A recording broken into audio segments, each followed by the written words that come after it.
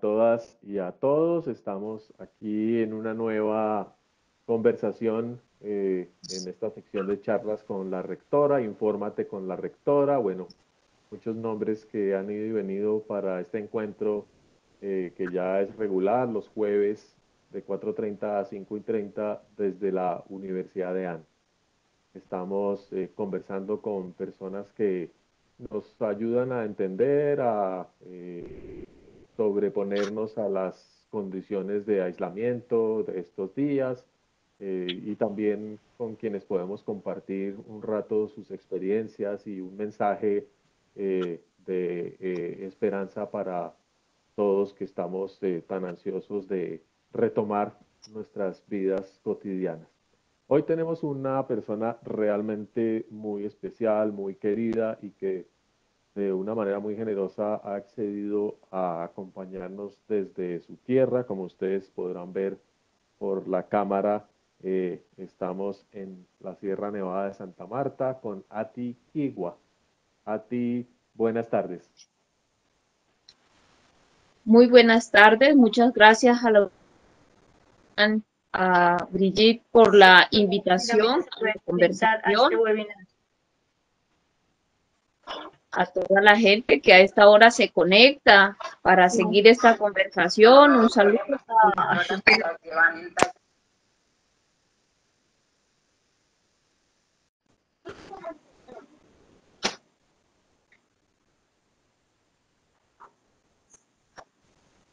saludo, ¿me escuchan? Escuchamos perfectamente, Ati. Y bueno, dada la distancia, yo creo que vamos a hacer un trabajo técnico especial para que a ti nos escuche bien y ustedes puedan escuchar bien también sus palabras. Ati Kiwa es administradora pública de la Escuela Superior de Administración de la ESAP, es magíster en Gobierno y Políticas Públicas del Externado en convenio con la Universidad de Columbia. Entiendo que está por iniciar, concluir, desarrollar su doctorado, así que le deseo la mejor de las suertes, pero entre tanto contamos con ella como concejala de Bogotá, ha sido ya varias veces funcionaria y ha acompañado a distintas administraciones en temas de medio ambiente, de derechos humanos, de desarrollo rural, en fin, yo creo que a medida que ustedes vayan escuchando la conversación van a darse cuenta de su experticia y de la cantidad de propuestas que tiene para hacernos desde su perspectiva de mujer indígena, que creo que es absolutamente única y muy interesante para todos nosotros. A ti, cuéntenos cómo está primero, cómo está en este momento de aislamiento, cómo está su familia, cómo está la comunidad.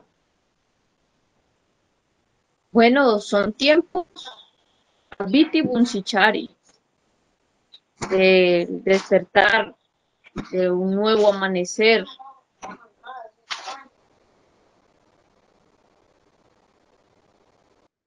Se ha entendido momento como un momento de volver al origen, al equilibrio, al agua, a la tierra,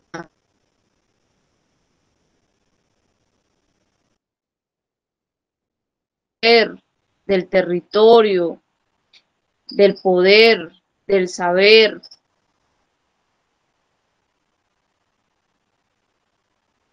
Es un tiempo donde la especie humana debe,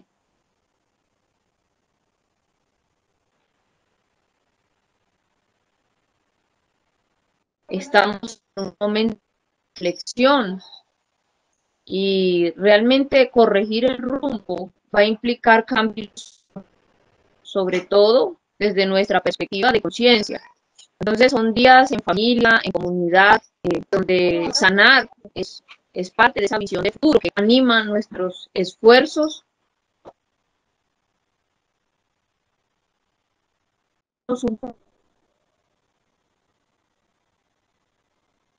Eh,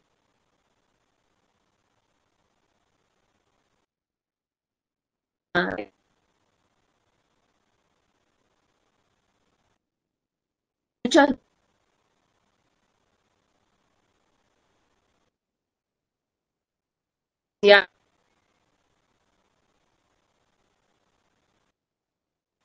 desde nuestros territorios. Entonces, estamos aquí en plan huertas, en cuidar nuestros suelos, en valorar la dimensión cotidiana de la vida, de fortalecer nuestro vínculo con la tierra y de alguna manera, pues sentimos también que el plan de vida de nuestros pueblos y de nuestras comunidades, pues tiene también a la construcción de un futuro sustentable y en paz. Entonces, desde nuestras curvas y todo el proceso de mujeres comunitario, creemos también que en ese mensaje que hemos recibido de la tierra, llevábamos un proceso en estos años muy intenso de sanación, de reencuentro de la tierra y que el rol también de la mujer en la sanación de la tierra era fundamental y para eso era necesario pues, revitalizar las escuelas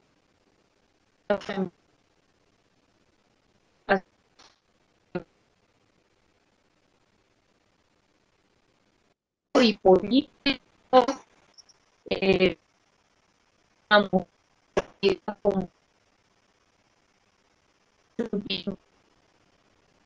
eh, con la campaña de Sierra Nevada y he vivido unas experiencias transformadoras, renovadoras para mi vida personal que me han permitido sobrellevar esta pandemia con mayor compromiso en mi oficio como concejala de Bogotá. No han sido sencillos, todos hemos visto la difícil situación que se vive todavía en diversos territorios, el conflicto armado, todo el problema de la minería, bueno, en fin, múltiples situaciones. Sin embargo, ese soporte comunitario, el soporte espiritual para asumir también los desafíos de este tiempo, yo creo que es invaluable. Gracias, Ati. Como verán, Ati es una fiel representante de una escuela de pensamiento muy cuidadosa que ha surgido milenariamente en la Sierra Nevada de Santa Marta. Ati creció en la sierra, es parte del pueblo aruaco y reúne varias condiciones que no son típicas en el quehacer de los representantes de los pueblos indígenas hoy ante la sociedad colombiana.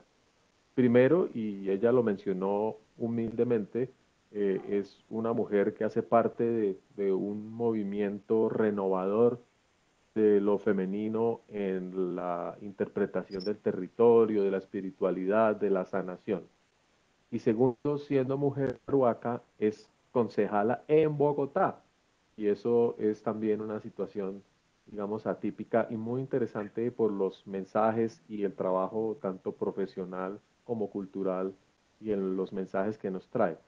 Me gustaría preguntarle a ti acerca de esas dos cosas. Primero, si podía profundizar un poco sobre el tema de del pensamiento femenino en la sierra, qué ha venido pasando en los últimos años y cómo se está consolidando.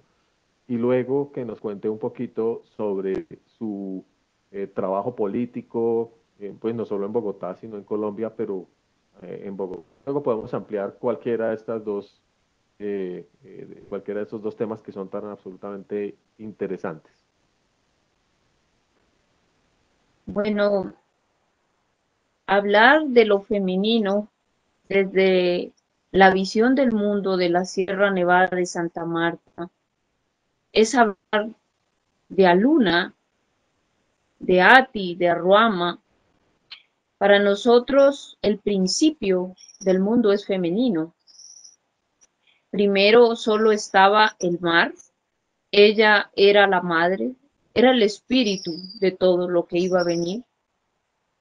Se manifiesta en el agua, en el ciclo natural del agua, en la luna que rige el tiempo ecológico, el tiempo sagrado, el tiempo de la naturaleza, que rige los calendarios agrícolas. Sobre estos tiempos se construyeron las civilizaciones de la agricultura, de la cultura de la tierra. Es así como dividimos en rituales la naturaleza y la vida de la mujer está estrechamente interrelacionada. Aquí ser mujer es también un proceso en los que hay rituales de transición, por ejemplo, la concepción no solamente de los hijos, sino de las ideas, de la cultura. Es un principio anuweki. Primero todo está en la conciencia, luego se manifiesta. Luego la realidad es el resultado de nuestra conciencia colectiva. Así que hacer zayen, zayunkna, es concebir bien. Y las mujeres concebimos civilizaciones. La civilización de la agricultura. Para nosotros el aporte femenino más valioso ha sido, por ejemplo, todo el patrimonio biocultural expresado en nuestras semillas. Una semilla contiene 10.000 años de historia, son civilizaciones. Por eso nuestra mayor herencia es las semillas al servicio de la humanidad, patrimonio de los pueblos. También el nacimiento. Para nosotros, respetar el nacimiento hace parte del respeto a un sistema de vida. Por eso somos mujeres del parto vertical. Una sociedad que no respeta el nacimiento, pues es una sociedad que violenta la vida desde el mismo hecho. Así que nacer es el acto más sagrado. Cuando hablamos de lugares sagrados, el primer lugar es donde nacemos, en la vagina de nuestra madre, que en el territorio está representado en las lagunas. Construimos también un vínculo estrecho cuando devolvemos la placenta a la tierra. Ese arraigo y plantamos un árbol, permanece a lo largo de nuestra vida, sostiene este vínculo. También el ritual de niña a mujer, cuando somos conscientes de que nuestro ciclo como femenino, mujeres, de cada 28 días aproximadamente, hace parte del ciclo de la naturaleza, de los ciclos lunares. Y también cuando hacemos nuestras asambleas, nuestros concilios, nuestros consensos de mujeres en los lugares donde escuchamos la tierra, en nuestros caducos, con nuestras atimamas y mamos, es porque reconocemos los ciclos y procesos vitales de la naturaleza, las leyes de la naturaleza, y planeamos nuestro ciclo vital del ser humano con los ciclos y procesos vitales de la naturaleza. En ese sentido podemos hablar de una visión socioecosistémica, lo que implica, por ejemplo, en el caso de la Sierra Nevada de Santa Marta, reconocer que es una unidad geográfica, biológica, cultural. No existe para nosotros una división entre cultura y naturaleza, es una misma unidad. Por eso hablamos de una reserva biocultural sagrada, interconectada por unos puntos sagrados asociados al agua.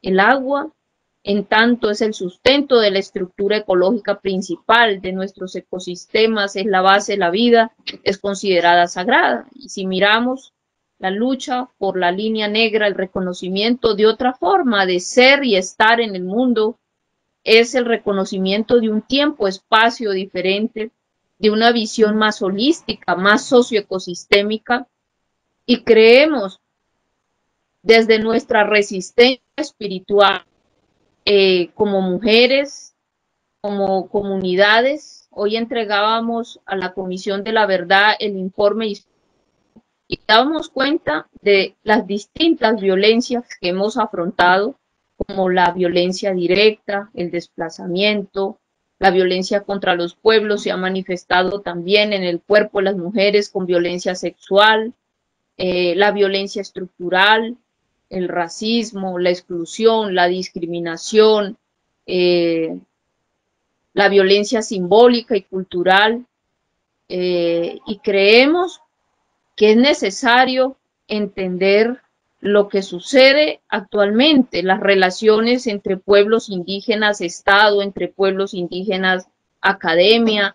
Allí tenemos grandes desafíos, por supuesto, para nosotros ha sido incluso intolerable la violencia espiritual. Hoy creo que es una invitación a leer el informe de la Comisión Histórica de la Verdad de las Mujeres Arhuacas, pues también queremos aportar nuestra verdad, porque creemos que hay que transformar las relaciones sociales predominantes, racistas, patriarcales, coloniales, que siguen imperantes, y eso supone, por supuesto, unas relaciones de respeto al territorio, pero también a las culturas. Sigue estando muy arraigada en nuestra institucionalidad, pues una visión monocultural del mundo, y creemos que en el centro de la construcción de la paz debe estar el diálogo intercultural, pero no desde una perspectiva de acciones afirmativas y subsidiarias,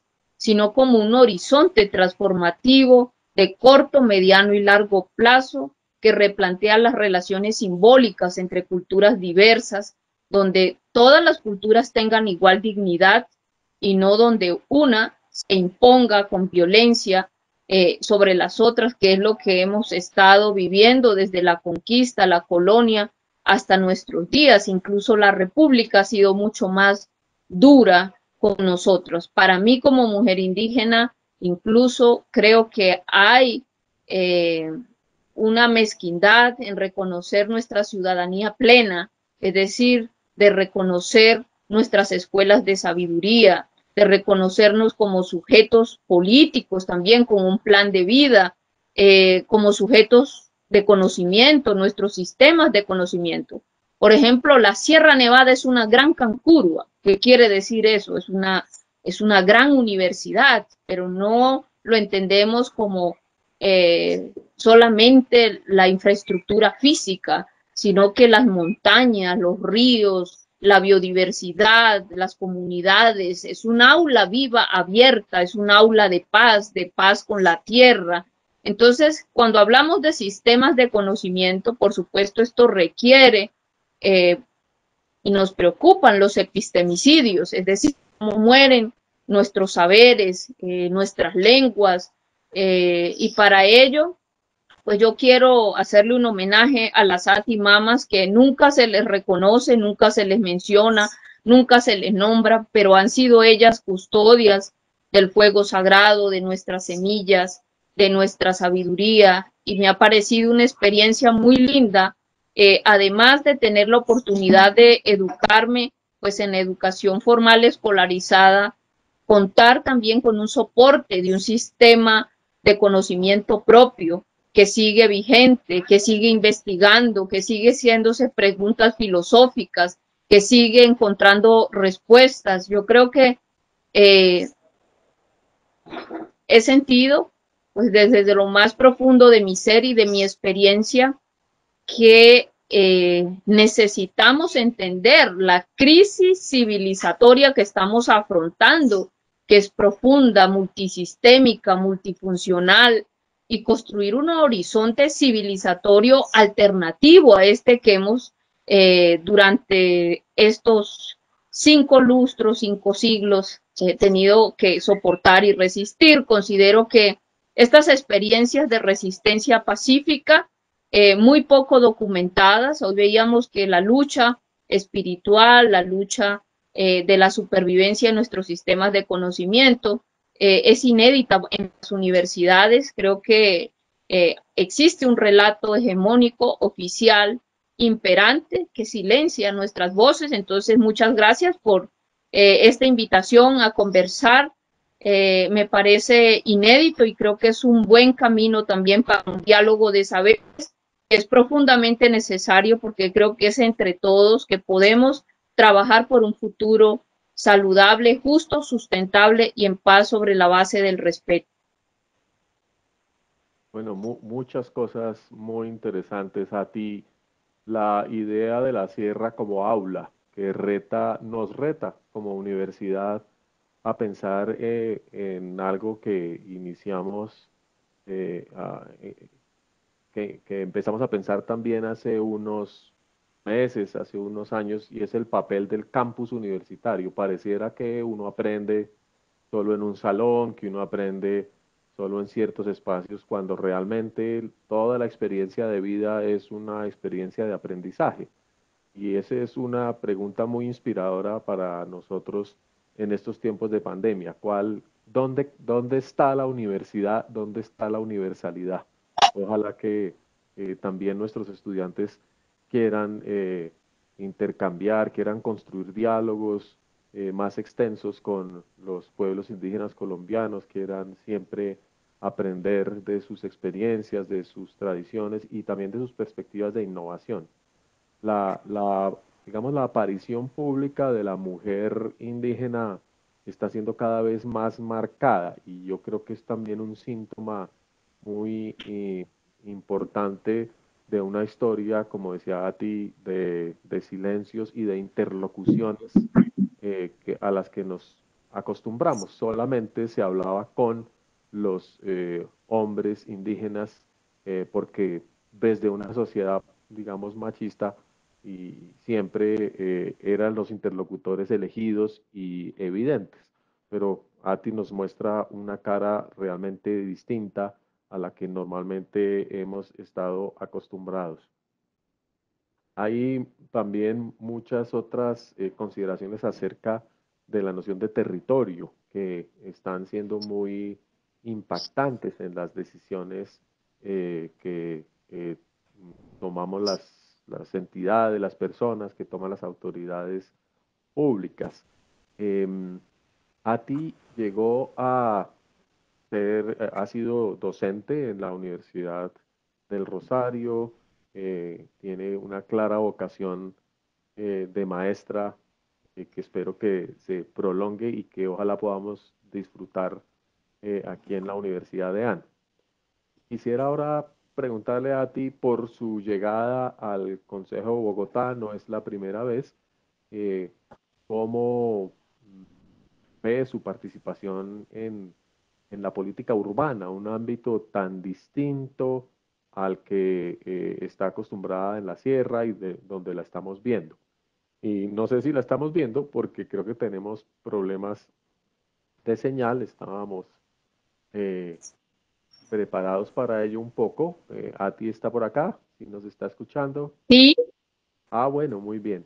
Entonces, quería preguntarle eso, ¿cómo utilizar esa inspiración, ese conocimiento, esas perspectivas tan claras acerca del momento que vive la humanidad para analizar la vida urbana, que es tan absolutamente distinta y tan difícil de manejar? bueno, es interesante pensar en el hábitat, eh, en esos mínimos vitales. A mis 22 años, agradezco el voto de confianza de miles de ciudadanos que se sintieron representados en un compromiso con el agua, con la tierra. Eh, Tuve la oportunidad de trabajar en la política pública del agua y lo traigo a colación porque he priorizado para este semestre el acuerdo del agua. Esto se llama CEWA. C es el origen. CEWA son los acuerdos vitales, los acuerdos de origen. Entonces, Hablar de un hábitat que se ordena en torno al ciclo natural del agua es hablar de la matriz de este territorio. Realmente la matriz, la memoria es hídrica, es recordar la hidráulica ancestral. En los humedales de Bogotá están los camellones. Esto está muy bien documentado. Hay investigadores que han trabajado en ello. Y creo, por ejemplo, que todo el patrimonio bioarqueológico de Bogotá región necesita un sentido de conjunto. Estamos trabajando también por proteger el patrimonio biocultural Bogotá región. Entonces el vínculo de la sierra con Bogotá es un vínculo muy estrecho.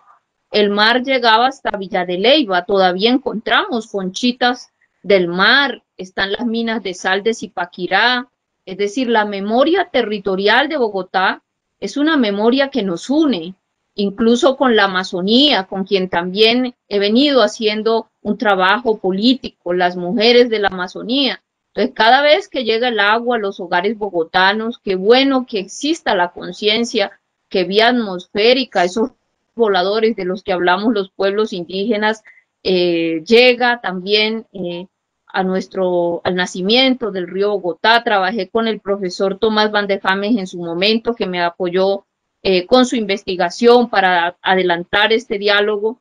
Entonces creo que el vínculo de la Sierra Nevada con el territorio se remonta a épocas inmemorables.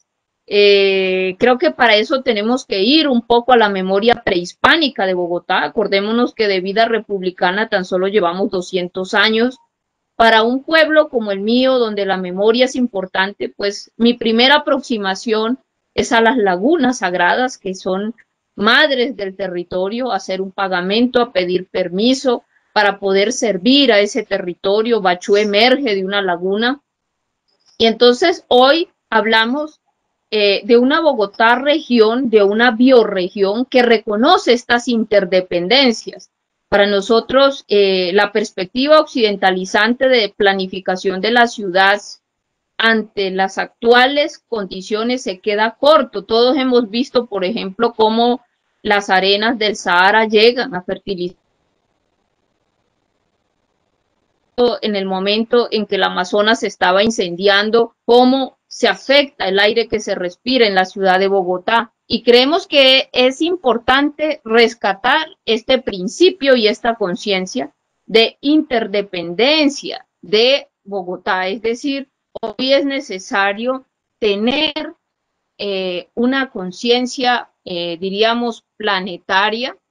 Es necesario entonces el patrimonio también inmaterial de los pueblos indígenas como base del ordenamiento del territorio y por supuesto un principio ecológico sagrado de nuestros pueblos es ordenar y gestionar en torno al ciclo natural del agua. Pero claro, esto supone revisar cuál es la relación agua-ciudad y lo que encontramos pues, es una tradición disecadora de los cuerpos del agua, que ha invadido los espacios del agua. Pues la expresión más triste de esta idea de ciudad ha sido el río Bogotá, que recibe diariamente pues toda esta cultura que creo que es necesario replantear. Entonces, estamos hablando de una hidrópolis, de una ciudad sensible al agua, que se ordena y se gestiona en torno al ciclo natural del agua. Y esto tiene un sentido. Estamos en la cordillera, estamos en relación con el sistema de páramos más importante del mundo, con una matriz hídrica. Entonces, avanzar en técnicas de hidrourbanismo, cómo dialoga nuestras visiones de ciudad con nuestros entornos, que tienen unas características únicas. Bogotá es única en el mundo por toda esta realidad. Y como mujer indígena sueño con hacer un jardín biológico, hacer un jardín, pero es que llevamos siglos intentando hacer del mundo un jardín y creemos que podemos aportar, por ejemplo, entender en la producción social y cultural de la ciudad. Para eso me parece que es importante reconocer la presencia de la diversidad étnica y cultural también en Bogotá región. Por ello, pues he trabajado, por ejemplo, por el reconocimiento de la comunidad muisca, que pues se ha visto realmente absorbida por toda, invadida por toda esta visión de ciudad, y también con los demás pueblos que hoy habitan en la ciudad. Estamos en una cartografía y pensamos que puede florecer la diversidad si realmente tenemos circuitos de comunidades que cuidan el agua, comunidades que cuidan la biodiversidad, de circuitos culturales donde podamos saborear las recetas ancestrales, escuchar la música, tener acceso a una agenda cultural. Incluso necesitamos el apoyo de las universidades con laboratorios creativos, que nos demos la oportunidad de arquitectura, los conceptos patrimoniales que se circunscriben a una visión hegemónica, pero creo que nuestro patrimonio real, también entender la diversidad étnica y cultural como parte de nuestra riqueza cultural y no como parte del problema, y eso implica pues también para mí un diálogo político de alto nivel. Agradezco la oportunidad de regresar nuevamente mi tercer periodo al Consejo a colocar en el centro de la agenda pública, hoy que discutimos Bogotá región, de cómo ordenarnos y gestionarnos en torno al agua, de cómo respetar los suelos con vocación agrícola, que son realmente el tesoro de Bogotá. Tenemos que cuestionar el fascismo alimentario y cómo pasamos a una propuesta de reconversión agroecológica para Bogotá región, cómo incluir la cultura campesina.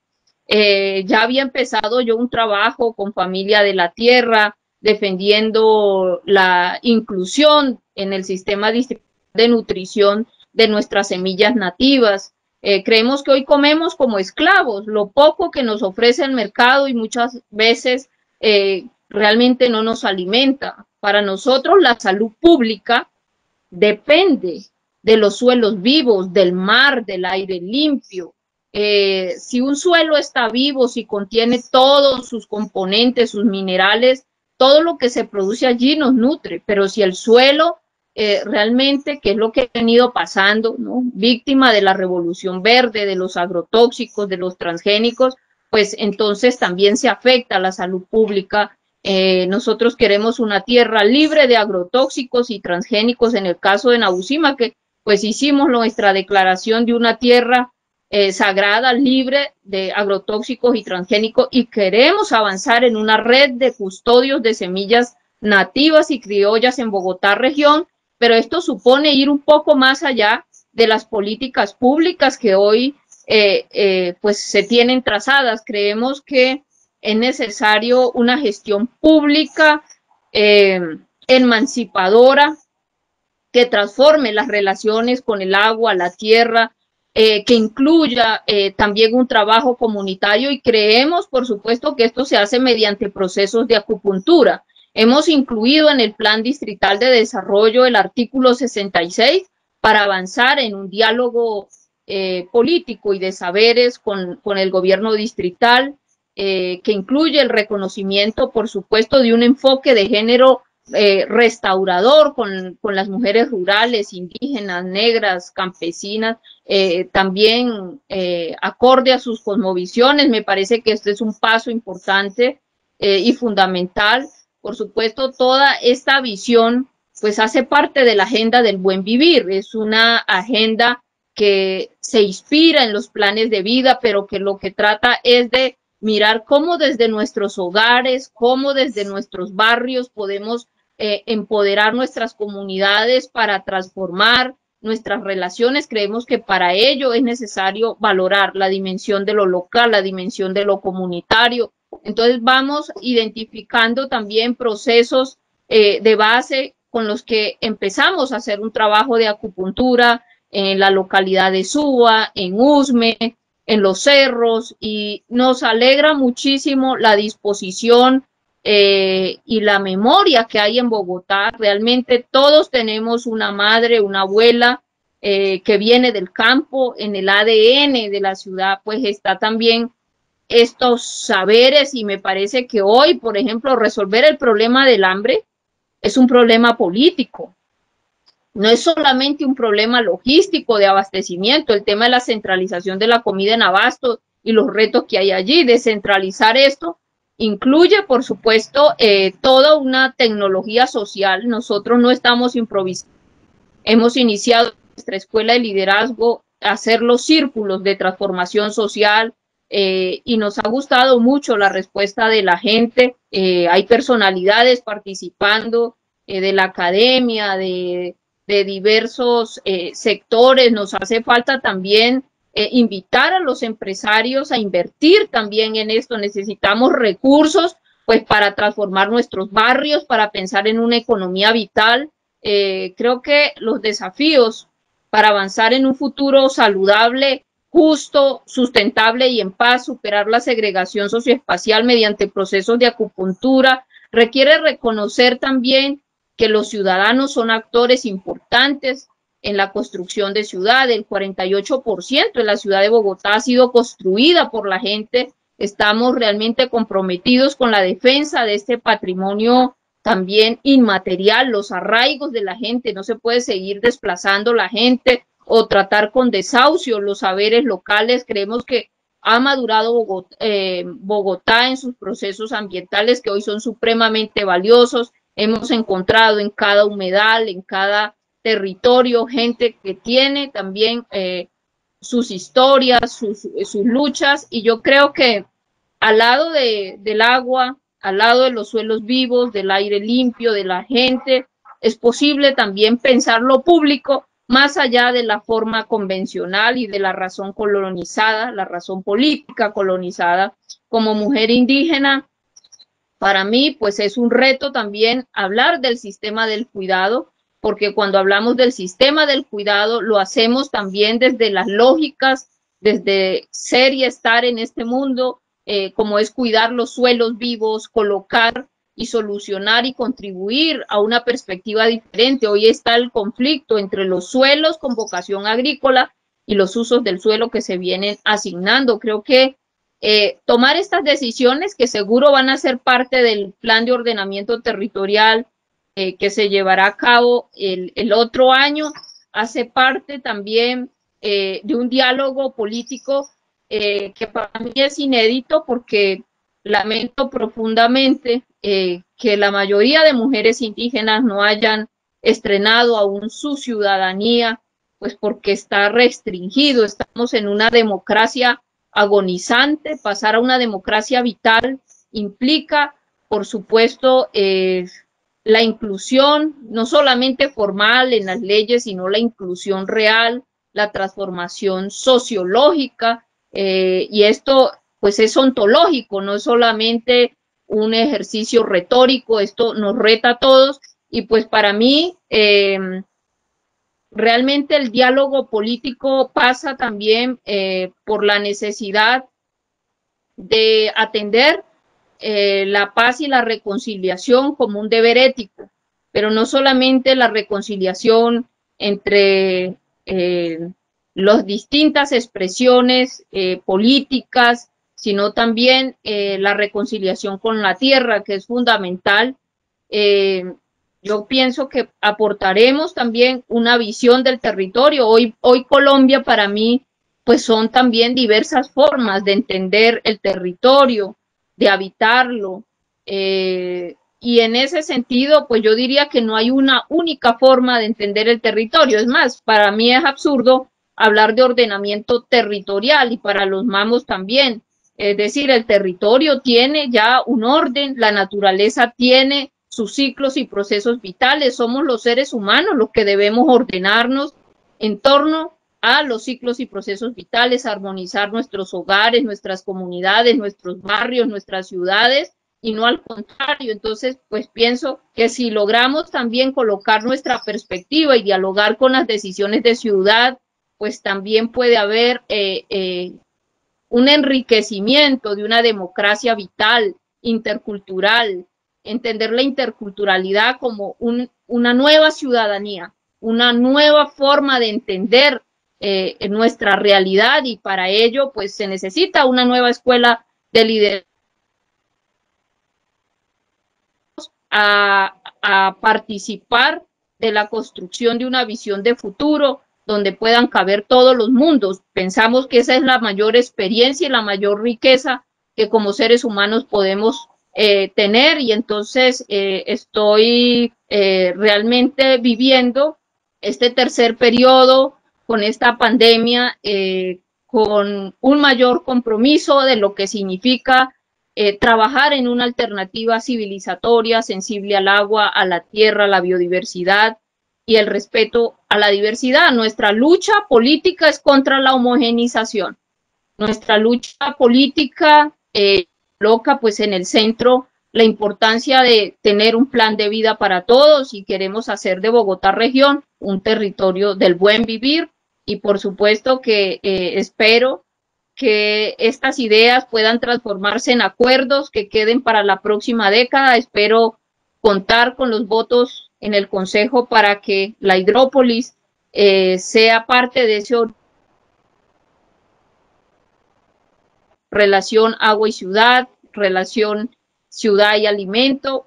Trabajaremos con todo nuestro corazón, pero bueno, siempre dependemos del diálogo, del consenso, de que también las otras fuerzas políticas le den un espacio pues a estas propuestas que nacen del seno de nuestros pueblos, pero para nosotros, pues el agua no tiene color político, no tiene ideología, está más allá de las creencias de todos y es el soporte de la vida. Así que alrededor de los elementales hacemos un CEWA, hacemos una propuesta y esperamos tener también el visto bueno de la alcaldesa, la viabilidad técnica para transformar nuestros barrios en las comunidades que muy voluntariamente se han unido a este proceso. Ati, maravillosa exposición. No la interrumpí porque realmente cuando la gente nos pregunta dónde están las respuestas, dónde están las propuestas de esa sostenibilidad integral, de esa perspectiva renovadora que requiere el mundo, no las vemos, no las encontramos. Usted ha presentado una agenda absolutamente integradora de la salud, de la producción de alimentos, de la convivencia ciudadana, del ejercicio mismo de la política, una perspectiva ética sobre lo que implica habitar el mundo. Así que, espero que haya muchas preguntas. Tenemos decenas de personas que están conectadas en este momento, no solamente a través de nuestra red, sino a través de Facebook. Las invito a que le hagan preguntas a Ati, porque creo que lo que nos está indicando, y que no me voy a atrever a sintetizar ni interpretar acá, no faltaba más, es de una riqueza gigantesca y lleno de futuro, que es lo que a veces nos preguntamos cuando estamos encerrados, cuando estamos solos, cuando no tenemos una comunidad de sentido a nuestro alrededor. Experimentamos en este momento la separación de nuestros mayores, no los podemos visitar. La ciudad nos plantea muchos retos y nos genera dolor también.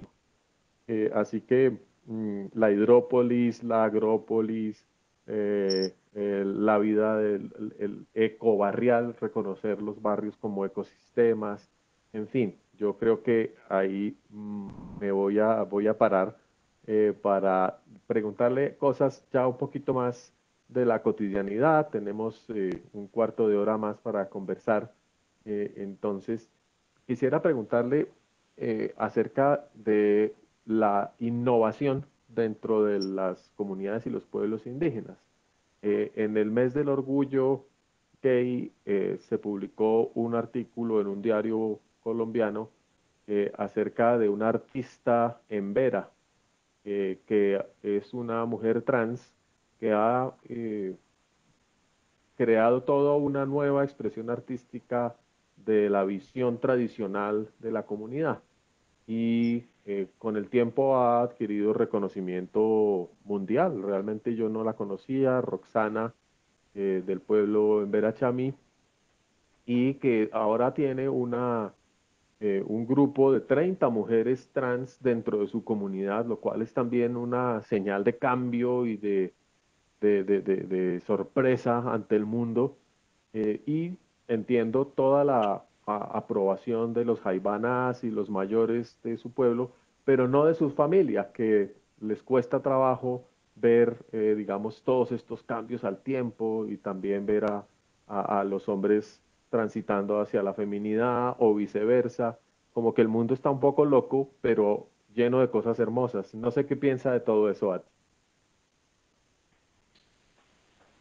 Desde la vida formamos el alma de los seres humanos es una con la tierra. Eh, entonces, yo pienso que lo femenino está en nuestra cultura asociado, por ejemplo, al agua y todas las propiedades del agua, a la tierra, a la luna. Y hemos encontrado con la Academia de Medicina e Historia en un trabajo que hemos realizado con el doctor Sotomayor, incluso hemos realizado exposiciones en la Academia de Medicina e Historia sobre todo un patrimonio arqueológico alrededor del cuerpo, la sexualidad y el territorio. En ese sentido, me parece muy interesante los hallazgos y yo los invito también, si tienen la oportunidad, porque le hemos dedicado varias sesiones a este tema, que parece contemporáneo, pero que también, por ejemplo, en la antigüedad habían hombres que eran formados con costumbres femeninas y que cumplían estos roles en diversas culturas. Entonces, muy interesante también, no solamente esta historia que nos comparte, sino también revisar todo este trabajo que me parece que nos da cuenta también de una perspectiva histórica desde los pueblos, de lo que ha sido. Incluso aquí en la Sierra Nevada somos de otra cultura erótica, el amor, el cuerpo, como lo entendemos, pues cada cultura tiene su propia manera. En el caso, por ejemplo, de la Sierra Nevada de Santa Marta, Ati Naboba es la madre del canto, del tejido, de la sexualidad, así como nos dejó las puntadas, diversas puntadas de mochilas, de dibujos, también nos dejó las diversas posiciones y formas. Así que la sexualidad, por ejemplo, se entiende como esa energía que sostiene el universo, que nos alimenta, nos nutre, del cual depende la salud. Sobre esto, pues también nuestros mamos nos han orientado la importancia que tiene esto para uno, mantener el equilibrio de la tierra, la importancia de mantener, por ejemplo, nosotros antes de que el sol pase del mediodía, sembramos las cosas positivas, ¿no? Madrugamos a hacer el amor, a levantarnos positivos, con buenas energías. Y bueno, la identidad, la primera identidad que nosotros construimos es la identidad ecológica, pero cada cultura pues tiene su manera de entender, de explicar. Yo creo que lo más interesante es entender la diversidad en todas sus manifestaciones y respetarlas, y también en esa posibilidad de ser, pues hay también todo unas dinámicas que en la medida que uno se va relacionando con otras culturas, tiene la potestad también de ir como cultura, ¿no? Compartiendo, o yo creo que eso hace parte también de una nueva situación que sería interesante pues dialogarla, a ver nosotros desde aquí, desde la Sierra Nevada de Santa Marta, pues lo que hemos avanzado desde nuestro proceso de mujeres es trabajar por el profundo respeto de todos los ciclos de transición del ser. Estamos en pagamentos y esperamos pues seguir fortaleciendo la escuela de sabiduría femenina. Muy hermoso todo lo que dice Ati y muy inspirador.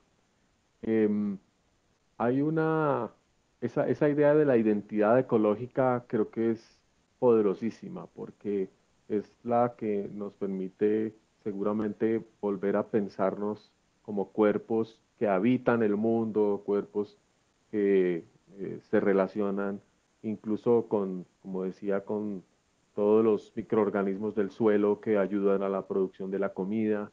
Aquí en el altiplano, en Bogotá, pues deberíamos ser cada día más conscientes de que aun cuando hayan pasado los tiempos, seguimos siendo gente de maíz.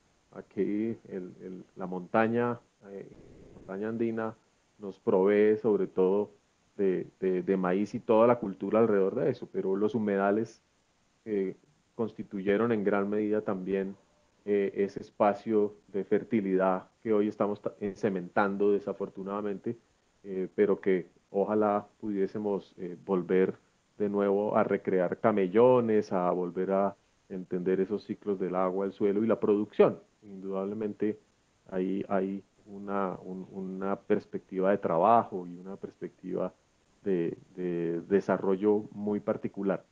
La escuela, Ati, nos preguntan acá cómo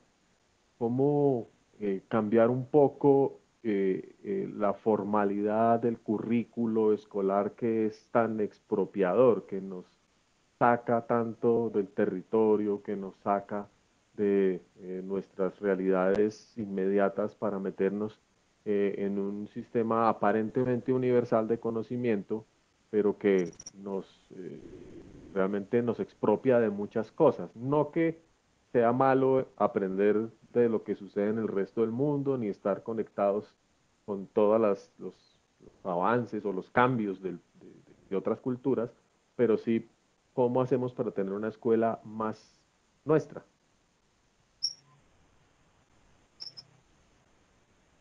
Esa es una pregunta que tal vez es la que debe quedarnos en el centro eh, el día de hoy y tiene que ver básicamente con el tipo de sociedad, con el proyecto de sociedad que tenemos.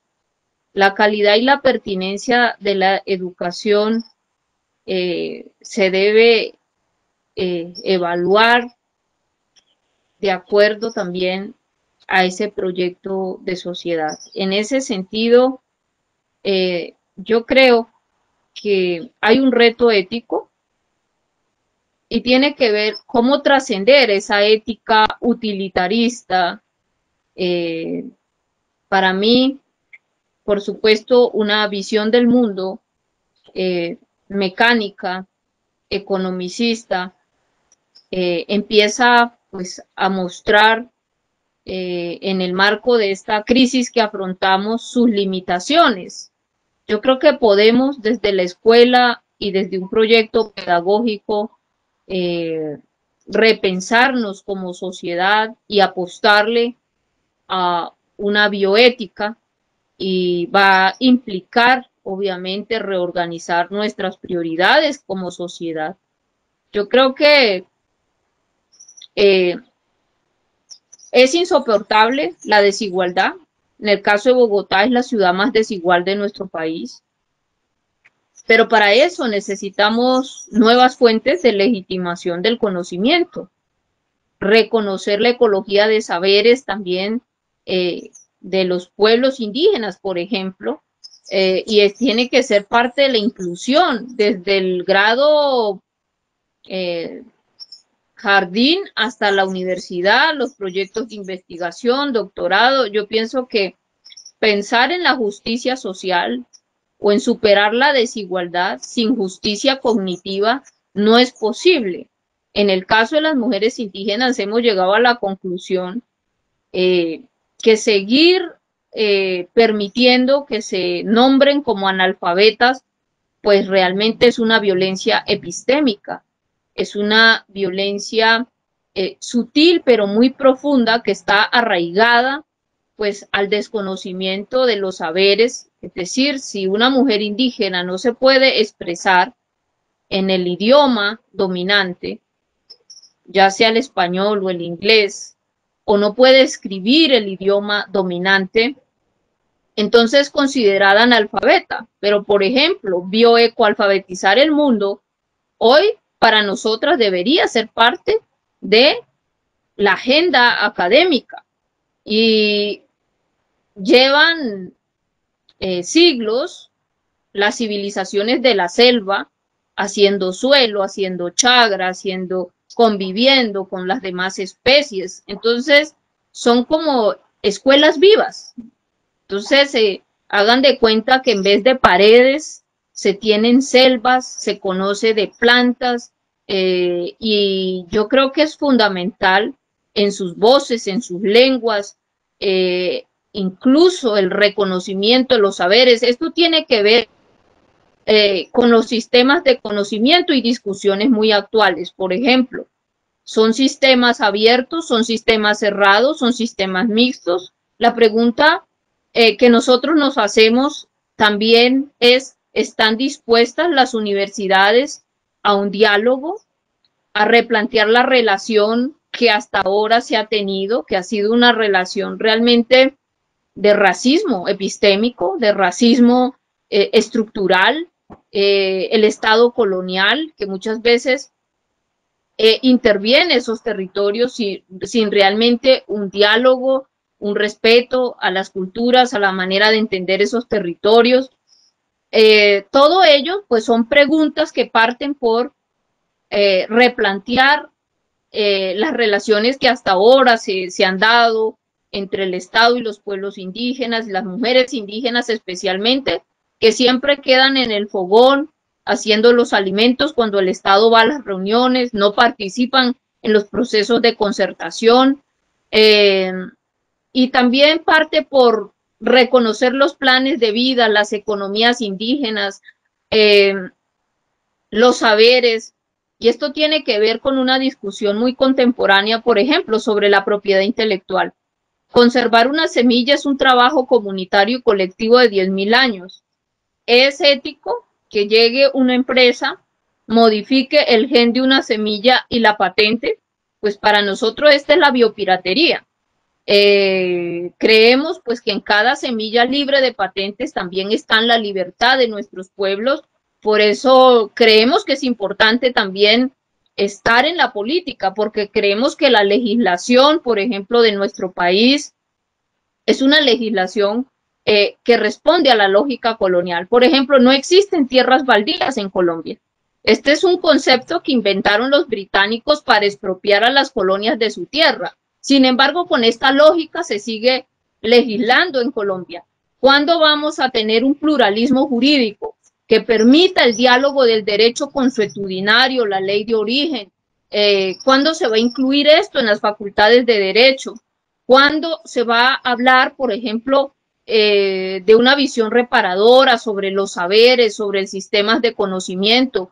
¿Cuándo se van a reconocer los sujetos también de ese conocimiento y se van a invertir los recursos en... Estamos interesados en una investigación con ética, en una investigación que nos permita también responder a los planes de vida que tenemos, y creemos que a veces quien financian los proyectos de investigación condicionan los objetivos. Entonces, realmente una ciencia con ética que respete la vida en todas sus manifestaciones, que respeten la cultura, es un reto para nosotros importante, de la escuela, de los proyectos educativos. ¿Cómo hacerlo? Pues yo sí creo que esto pasa por la voluntad, no solamente académica, sino la voluntad política. Es decir, ¿qué significa ser parte de un proyecto de país como Colombia?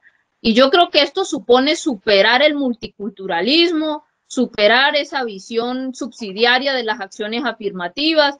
Yo no me pongo a ello transitoriamente, pero la visión desde la Sierra Nevada es una visión transformativa, de pasar del multiculturalismo a la interculturalidad. Es decir, cómo construimos una sociedad integrada pero una sociedad integrada en la base, por supuesto, de un esfuerzo de equidad, esté el diálogo de saberes, y esto supone, por supuesto, ser innovadores en las metodologías que usamos a la hora de abordar este diálogo, donde en el centro pues tiene que estar el respeto a la dignidad de todas las culturas, de todos los saberes, de todos los conocimientos. Lo que hemos visto hasta ahora es que pesa mucho pues los estereotipos y la estigmatización, incluso hasta las acusaciones con las que se asesinan sistemáticamente a nuestros líderes. Cada 72 horas están asesinando a un indígena en nuestro país. Ya hemos visto cómo en Estados Unidos, ante el asesinato de un afroamericano, se levantó toda una ola antidiscriminación, están quitando las estatuas colonialistas, racistas. Sin embargo, sentimos que todavía no somos conscientes como sociedad de los problemas estructurales que debemos superar, y esto pasa también por un proyecto educativo que siente las bases también de la interculturalidad, de la reconciliación, de un diálogo respetuoso, de entender las diversas formas. Creo que un paso importante en el reconocimiento de la línea negra, pero implementar en relación, por ejemplo, a una construcción de región con los 17 municipios, con los 3 departamentos, pasa también diálogo social, cómo esto está bajando a las escuelas, los PRAES, los PROCEDAS, los PRAUS, cómo vinculamos a las universidades en un ejercicio de investigación, en un ejercicio también de extensión, donde la experiencia académica nos permita también unas experiencias de vida transformativa. Yo lo que creo es que si como niños podemos recorrer nuestras aulas vivas, tener las experiencias de lo que implica vivir en un país tan biodiverso como el nuestro, no solamente en materia biológica, sino en materia cultural, nosotros podemos apropiarnos social y culturalmente de nuestra inmensa diversidad, pero hoy eso no está pasando. Creemos que hay una educación bancaria, hay un capitalismo cognitivo que realmente no responde a la crisis civilizatoria que afrontamos, y ese pues es el reto que tenemos como academia, porque finalmente yo creo que no nos podemos quedar nosotros en el claustro encerrados en nuestras 4 paredes sin responder a la realidad económica, social, política, cultural. Estamos en una emergencia cultural y creo que la pandemia lo que cuestiona son nuestros sistemas de producción, de consumo, así que no será posible un cambio de paradigma, de un paradigma economicista a un paradigma ecológico, si no hay un proyecto educativo, un proyecto de sociedad que acompañe este cambio de conciencia. Y por supuesto yo creo que la educación formal escolarizada aporta en este sentido unas bases importantes, pero yo creo que vamos a necesitar procesos, experiencias vitales de ser comunidad, de ser barrios donde podemos tener la experiencia de hacernos cargo de nuestros residuos. Por ejemplo, el 70% de los residuos de Bogotá son orgánicos. Transformarlos en abono sería un paso importante para resolver el problema del relleno Doña Juana, que cada barrio se haga cargo de sus residuos, que los vecinos se encuentren cada 15 días, como está pasando con las pacas biodigestoras. Estamos trabajando para que en el nuevo PEGIRS, en el plan de gestión de residuos sólidos, pues pueda estar toda una propuesta a gran escala de transformación de nuestros residuos orgánicos, y que si tenemos abono, pues es la base para producir los alimentos, pero esto requiere pues todo un acompañamiento técnico. Que bueno sería tener el músculo de las universidades ayudándonos a hacer de estas ideas una experiencia transformadora para a responder, por ejemplo, al problema del hambre, que este ha sido un un asunto que me ha preocupado y que debemos colocar en el centro. Si la gente no tiene resuelto, por ejemplo, el derecho a la alimentación, el derecho al agua, ¿de qué seguridad estamos hablando? Hemos visto cómo estos días ha crecido la inseguridad, la violencia intrafamiliar, los feminicidios, en fin. Creemos que la seguridad hídrica, la seguridad ecológica, el derecho a un hábitat seguro y limpio hacen parte de un tema, de una visión de seguridad integral. Creo que esto es un proyecto de sociedad. Entonces los retos de la academia como una respuesta a esta crisis civilizatoria, pero también como una respuesta a un proyecto de sociedad, hoy deben de estar en el centro. Hablar de calidad y de pertinencia, pues es una cuestión profunda que en el caso del Distrito Capital, nosotros aportaremos desde una visión, desde una propuesta intercultural para todos, porque creo que hasta ahora pues nosotros avanzamos en estudiar, en aprender el español, pero creo que no con la misma compromiso se está haciendo de parte de la cultura hegemónica. Atiquigua, indígena, académica, política, con una propuesta que reta sustancialmente las visiones de nuestra manera de vivir, que está llena de propuestas que bien haríamos en incorporar en nuestras reflexiones durante los días de pandemia que nos quedan. Quiero agradecer a ti en primer lugar por su generosidad, por su disposición, a la Madre Tierra que nos llenó de pajaritos mientras Ati conversaba y nos nutrió aquí en Bogotá, detrás del audio, a todas las personas que hicieron preguntas y que no alcancé a transmitirle a Ati sobre la minería, sobre los objetivos de desarrollo sostenible, decirles que seguramente habrá otras oportunidades para conversar con ella a través de las redes de la universidad, a través de nuestros proyectos de comunicación y bienestar. Nos queda agradecerle al equipo técnico que está detrás de la transmisión y confirmar que esta conversación queda a disposición a partir del lunes en la red de la Universidad de AN. Se tomó muy en serio todos los elementos de esta propuesta tan integradora y quiero cerrar con eso porque también quedé muy pensativa. A ti, un abrazo muy grande, a toda la comunidad, que estén bien en estos tiempos de pandemia.